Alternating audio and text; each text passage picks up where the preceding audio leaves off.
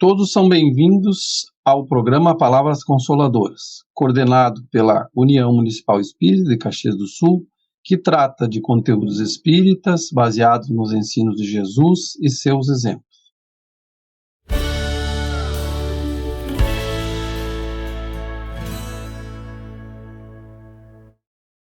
Nosso convidado de hoje, Edson Cardoso, é palestrante espírita, idealizador voluntário do Grupo Apoio Fraterno, membro da AME Santo Ângelo e AME Brasil, do Departamento de Saúde Mental, músico e médico psiquiatra. Seja bem-vindo, Edson. Muito obrigado, Jair. Agradeço ao Jean também e à União Municipal Espírita de Caxias pela oportunidade da gente estar conversando, usando esse canal de comunicação para trazer uma mensagem médica e espírita. E agradeço mais uma vez e estamos prontos aí para iniciar, Jair. O tema de hoje é beber socialmente.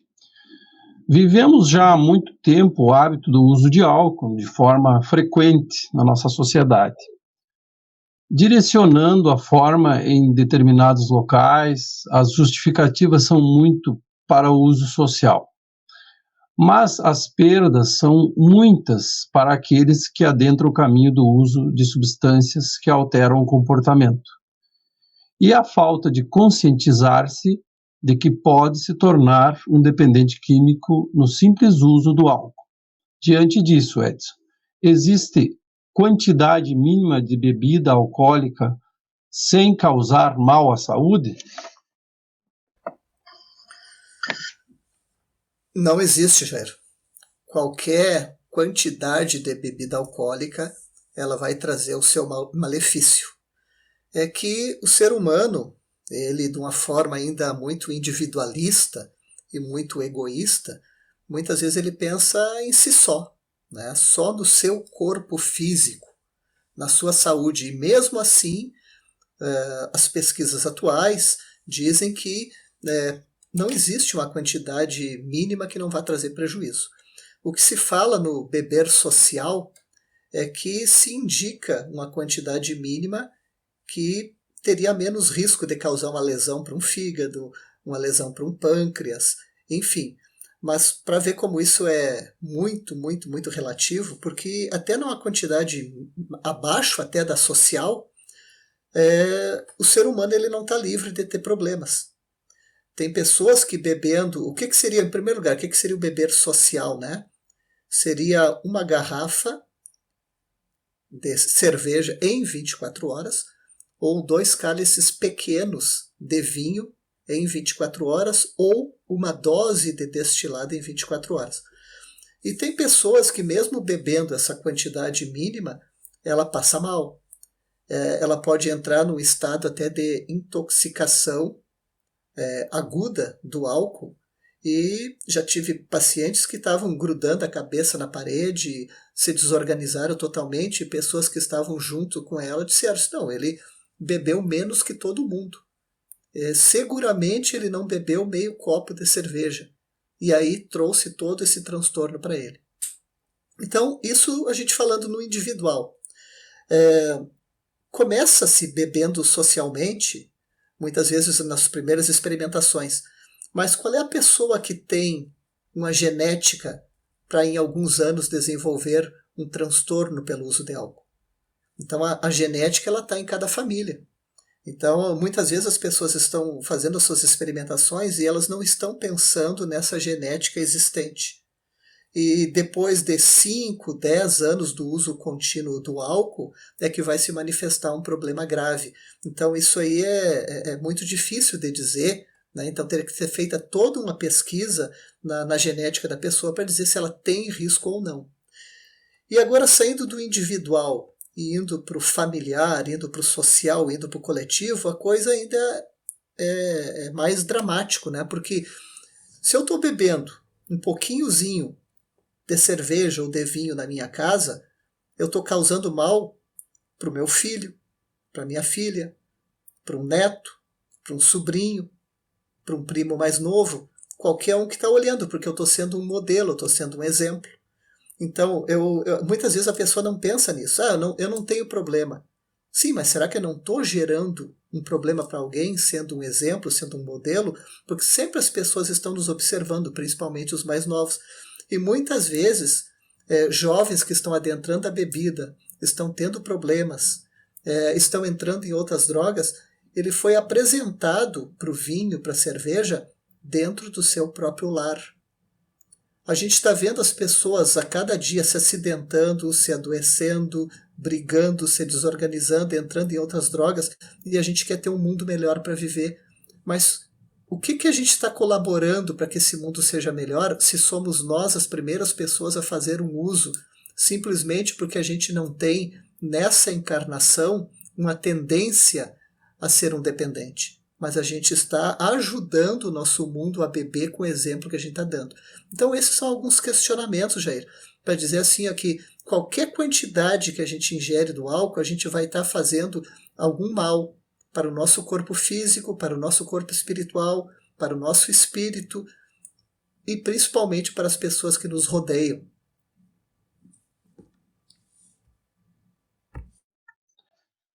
É verdade.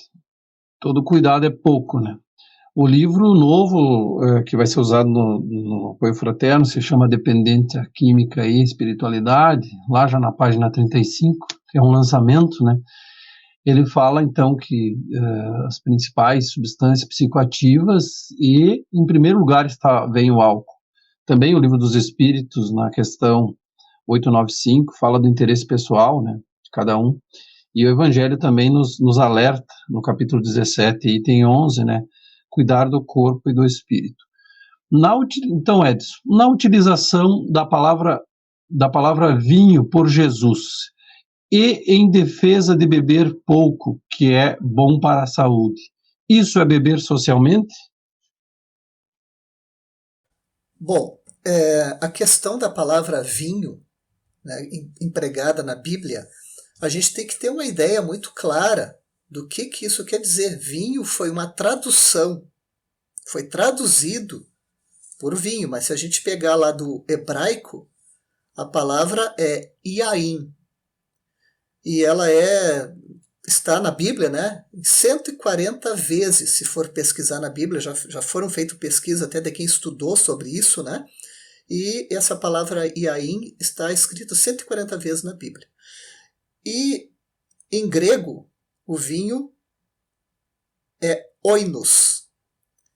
E tanto o iaim quanto o oinos, eles não significam simplesmente o vinho alcoólico. Ele também é traduzido como videira, como a uva, como suco de uva.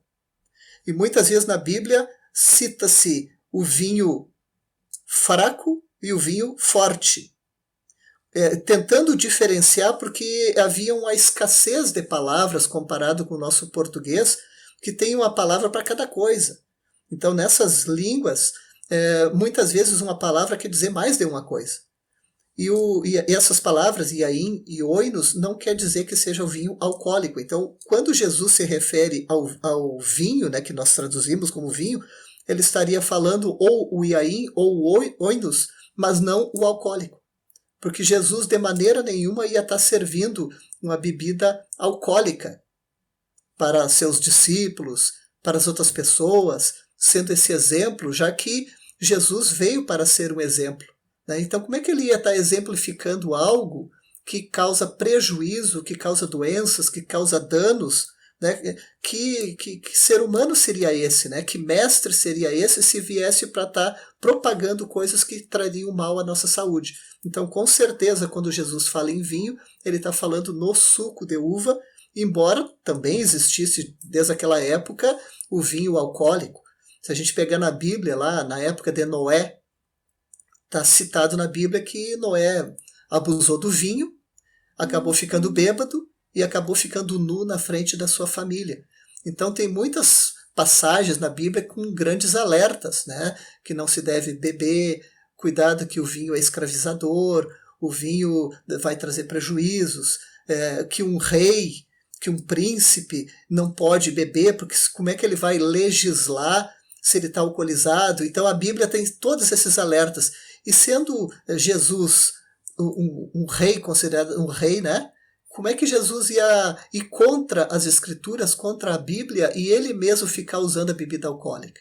Então isso é um equívoco de achar que essa palavra, né, está sendo traduzida, seria simplesmente o vinho alcoólico. Não é.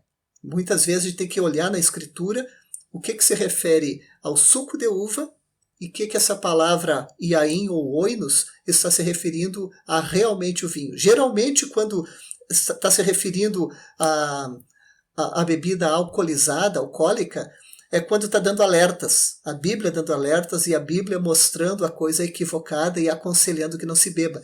E quando é para uma festa, quando é naquele momento da Santa Ceia, no momento em que Jesus transformou a água em vinho, o vinho que se referia era suco de uva.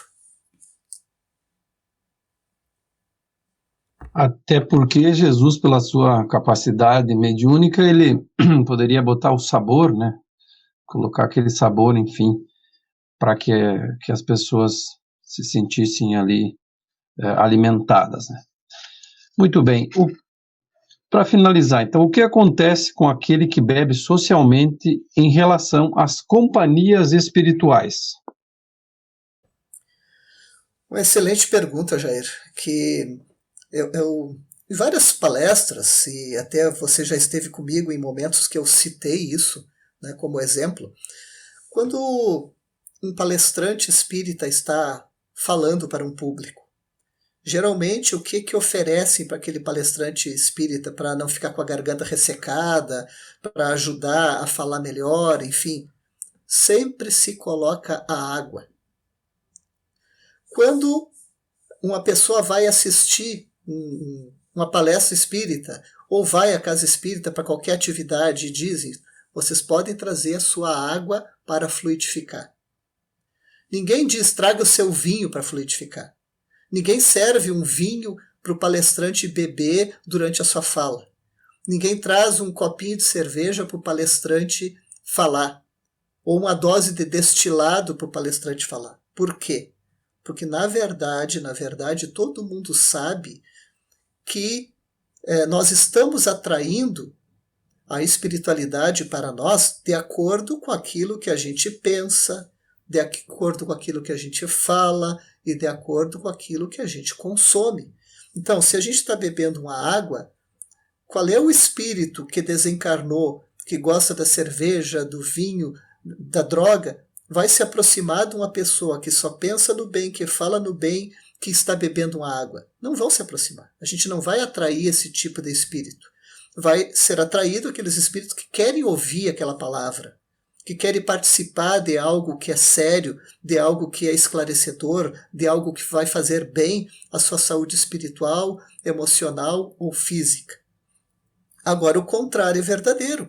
Qualquer pouquinho de cerveja, pode ser o beber social, vai se aproximar daquela bebida algum espírito que desencarnou, que gostava daquele tipo de bebida. Então, mesmo no beber social, a gente está abrindo um canalzinho, para que aquela espiritualidade que gosta da bebida use aquele ser que está bebendo como uma taça. Então, aquele que está bebendo está usando a taça de vinho para beber. Agora, o espírito não pode pegar a taça de vinho, então ele vai beber através do que está bebendo. Tá? De perispírito para perispírito. E aí vai haver, com certeza, uma companhia espiritual que muitas vezes a gente não gostaria, nos estimulando a beber mais. Aí vem, vamos beber mais um pouco, e beber mais outra, e outra, e outra. E aí aquele social, geralmente ele vai sendo ultrapassado e muito daquilo que seria saudável. E aí que acontece inúmeros problemas. Então a companhia espiritual está ali, independente da quantidade que se beba. Está entre nós, né, espíritas, a escolha de que tipo de companhia que a gente quer atrair através dos nossos hábitos. E a pergunta é, será que o espírita deveria de beber? Sabendo de tudo isso? É bem verdade. Olha com quem andas, olha como pensas e verá quem és.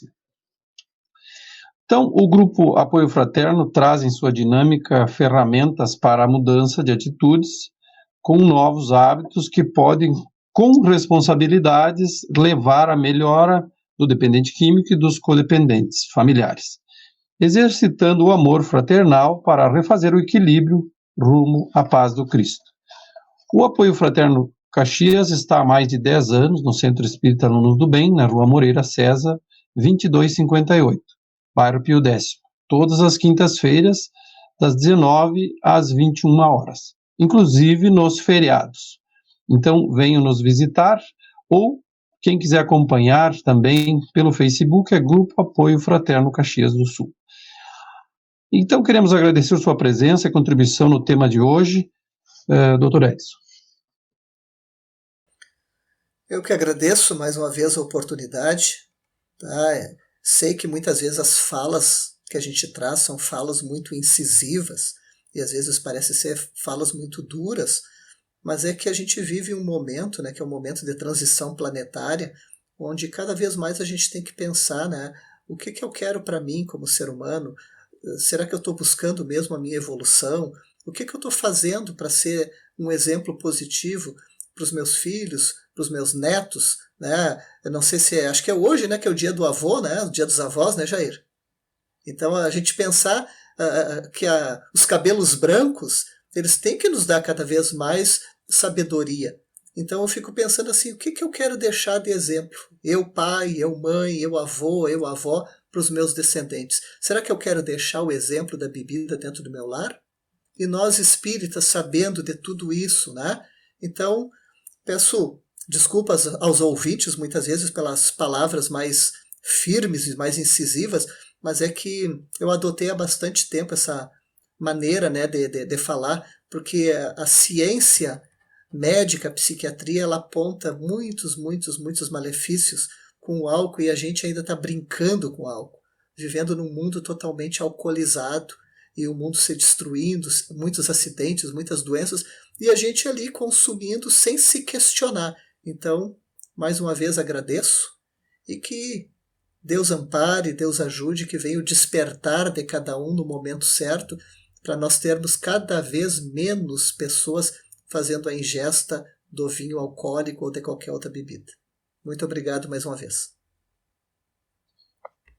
E assim, então, que possamos seguir na fé e esperança do Mestre Jesus, que foi um privilégio estar em sua companhia.